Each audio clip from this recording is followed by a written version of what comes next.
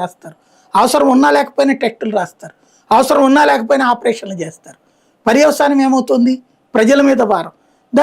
అది మేధోపరమైనటువంటి మోసం. దాన్ని ఎవ్వడు ఏం పీకలేడు. ఏ డాక్టర్ ఇంకో డాక్టర్ చేసింది, ప్రతి డాక్టరు మీరు అడిగితే ఆ హాస్పిటల్లో ఇచ్చినటువంటి డయాగ్నోసిస్ తప్పని ఈ డాక్టర్ చెప్తాడు. రాసియమని అడగండి, ఎవరైనా రాసిస్తారేమో? రాసియరు.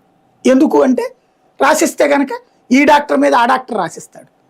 కాబట్టి ఇక్కడ మన దగ్గర ఎక్కడ ఓ స్క్రూటినీ మెకానిజం లేదు.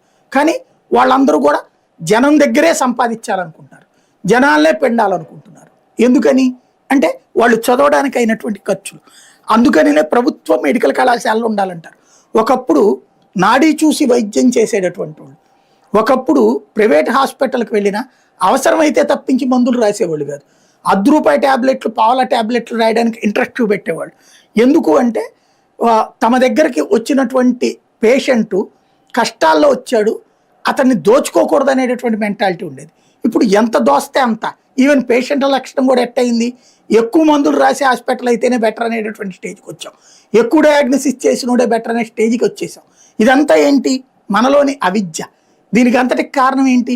ప్రభుత్వాలు ప్రోత్సహిస్తున్నటువంటి కార్పొరేట్ విధానం.